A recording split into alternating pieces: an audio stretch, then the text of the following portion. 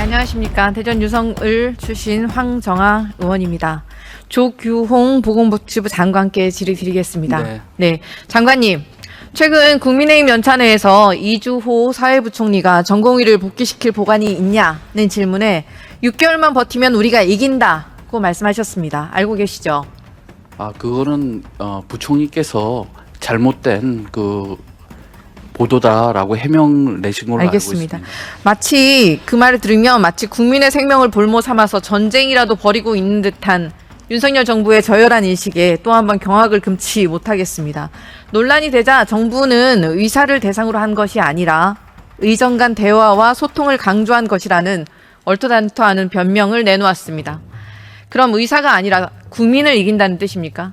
이 무슨 핵에망측한 변명입니까? 의원님 그렇게 말씀 안 하셨다고 부총리께서 해명 자료를 내셨다고 말씀드렸습니다. 네, 알겠습니다. 장관님, 의사는 의료 개혁의 동반자입니까? 아니면 윤석열 정권이 말하는 반국가 세력입니까? 동반자지 어떻게 반국가 세력이 되겠습니까? 의사들이 의료 현장을 떠나서 고통받는 국민들 그리고 아무런 말도 듣지 않으려는 독선적인 윤석열 대통령을 비판하는 사람들은 반국가 세력입니까? 아니라고 말씀드렸습니다. 네, 윤석열 정권의 막가파식 정책에 어느 하나 반기라도 들면 즉시 타도의 대상이 되는 것 같아서 정말 안타깝습니다.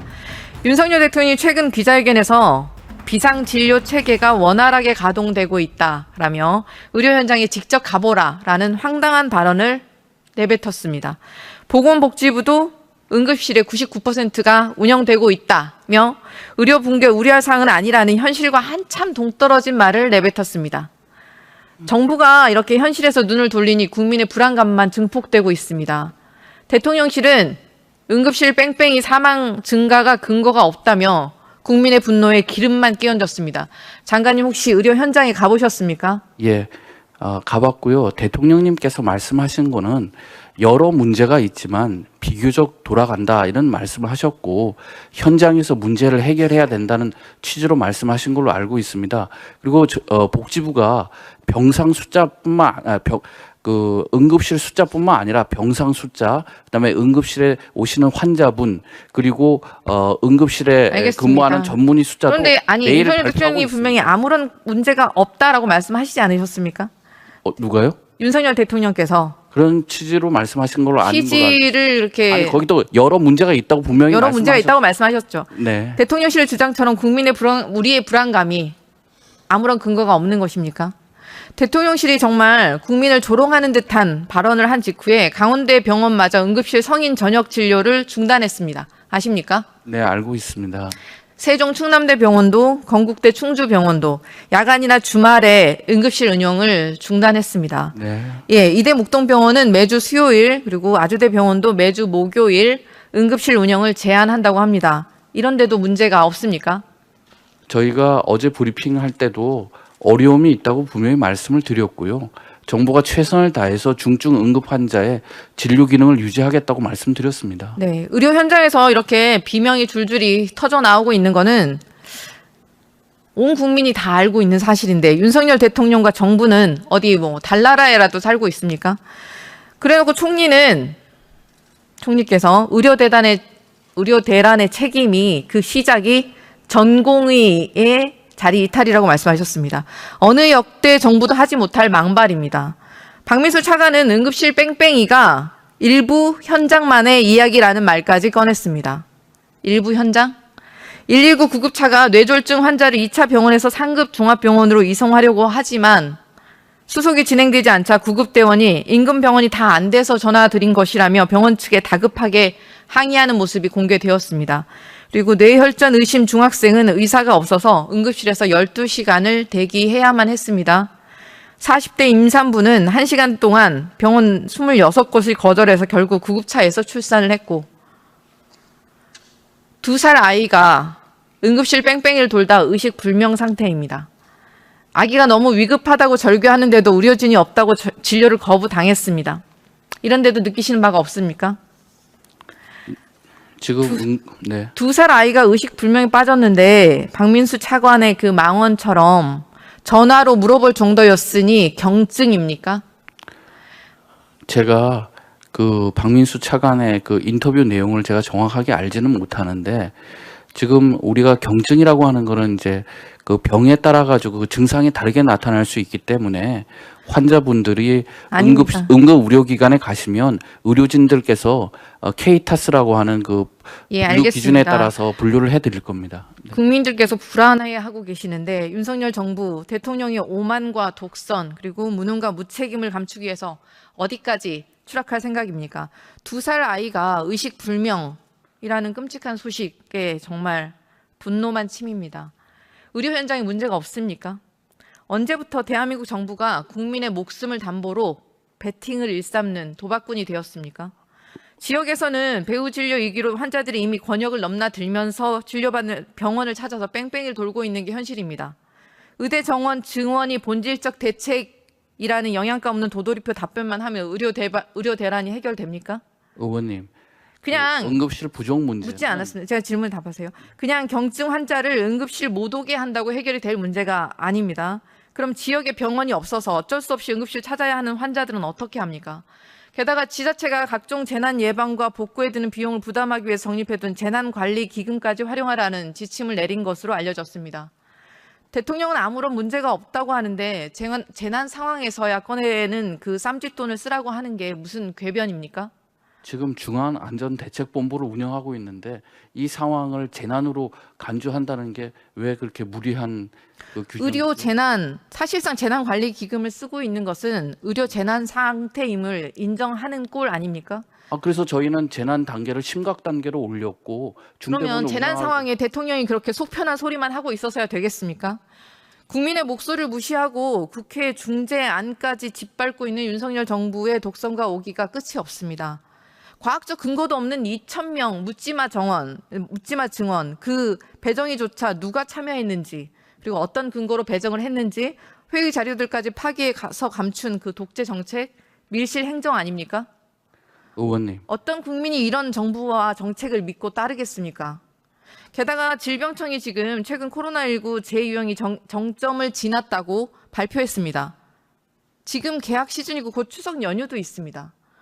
하순의 코로나19 바이러스 농도가 전주 대비 마이너스 3%포인트라고 발표를 했는데 실상 검출률은 여전히 40% 수준입니다. 알고 계시죠? 네, 뭐 검출률의 정확한 수치는 제가 기억하지 못하고 있습니다. 절대량으로 이전 대비 10배 이상으로 훨씬 높지 않습니까? 말로만 괜찮다 하고 말을 하면 위기가 사라집니까? 의료 현장에서 응급 환자가 몰리는 추석 연휴에 코로나19 유행까지 겹치며 의료 대란이 더 커질 거라는 우려가 속출하고 있습니다. 그렇지 않습니까? 의원님, 그건 질병청장한테 한번 질문해 보시죠. 그 환자 수나 입원 수가 확연히 감소되는 것은 사실입니다.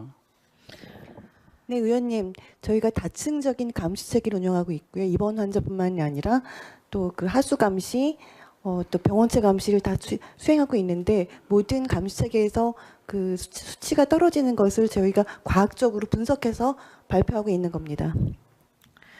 현장에서의 체감과는 너무나 동떨어진 아니라는 상황 판단이라고 생각이 들고요. 그렇지 않습니다, 의원님. 저희가 정확하게 다 분석해서 발표한 건데 그거 확실히 보시고 말씀하십시오. 네, 맞습니다. 숫자는 보고 있고요. 실상 검출률은 여전히 40% 이상이지 않습니까?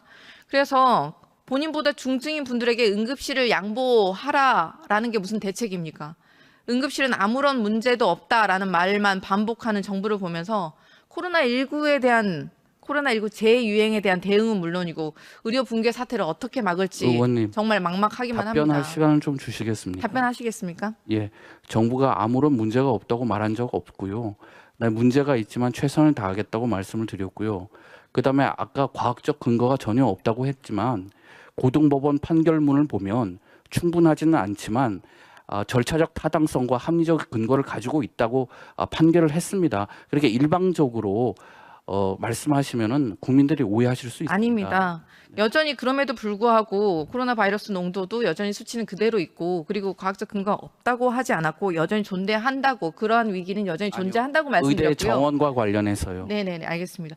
대통령은 본인의 오만과 독선을 고치기는커녕 추석 의료 특별 대책에 만전을 기해라라고 유체이탈 화법에 지시만 내리고 있습니다.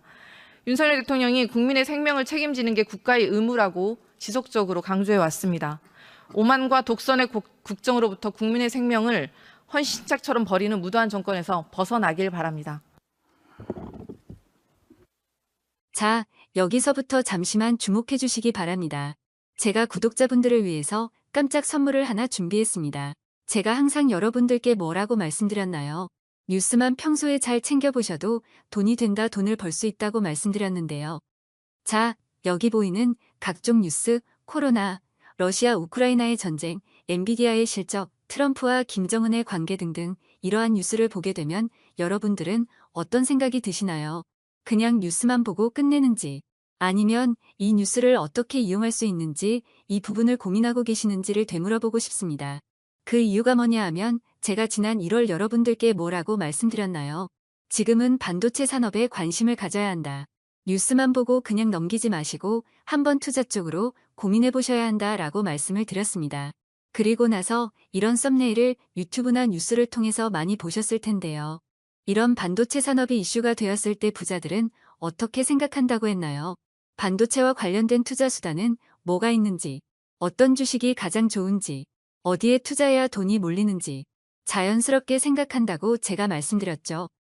그 이유가 부자들이 봤을 땐 이슈가 돈으로 이어지고 그 이슈가 나에게 돈을 벌어준다는 경험적 확신이 있기 때문에 부자들은 항상 이런 사회적 이슈와 돈의 흐름을 관심 있게 쳐다본다고 제가 말씀드렸는데요. 이번에도 마찬가지입니다. 제가 지난번에 시청자분들과 함께하는 주식으로 수익 내기 이벤트를 진행했었는데요.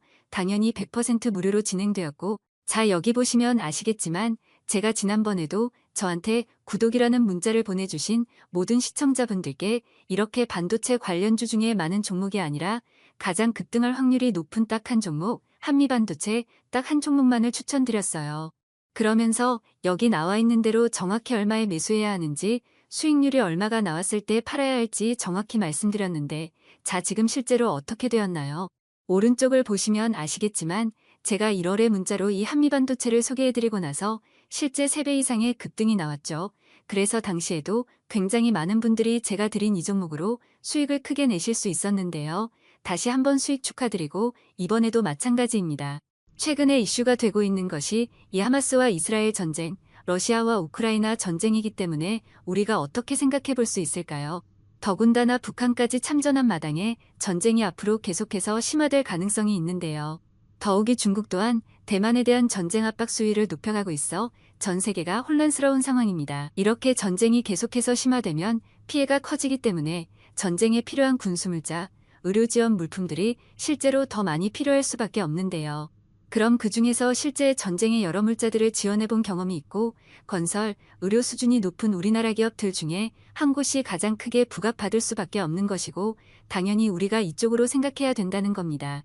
자, 그렇기 때문에 제가 이번에도 뭘 보내드린다고요? 지난번과 마찬가지로 지원이라는 문자를 보내주시면 제가 전쟁 물자 지원 관련주 중에 앞으로 대장주 역할을 하면서 주가가 가장 크게 급등하란 종목을 구독자분들에게 문자로 종목명과 사고 파는 시점을 모두 알려드릴 거예요. 그래서 여러분들이 주식으로 돈 버는 연습을 한번 해보시라 이렇게 말씀을 드리고 혹시라도 나는 주식을 하지 않는다 라고 하시는 분들은 주변에 주식하시는 분들께 추천해 주셔도 되고 연세가 있으신 분들은 자녀분들에게 한번 이걸로 수익을 내보라고 이렇게 조언해 줄 수도 있으시겠지요. 그래서 지금 이 영상을 보시는 시청자분들 중에 나도 이번 종목이 궁금하다 하시는 분들은 누구나 상관없이 어느 시간대나 상관없이 부담 없이 이렇게 위쪽 상단에 제 번호 남겨두고 있습니다. 저의 개인 번호 010-2803-3347 남겨놨고요. 지난번처럼 지원이라고 보내주시면 제가 이번에도 똑같이 무료 추천 급등주 문자를 보내드리겠습니다. 그래서 제 번호 010-2803-3347로 문자 보내주시면 여러분들이 직접 이수를 통해서 돈 버는 연습을 해보실 수 있는 것이고 제가 돈을 받는 것도 투자를 대신 해드리는 것도 아니니까 부담 없이 신청해 주시면 되는 겁니다. 그리고 수익이 나면 저는 다른 것은 바라지 않습니다. 제 채널에 좋아요, 구독 한 번씩만 눌러주시라 이렇게 다시 한번 말씀드리겠습니다.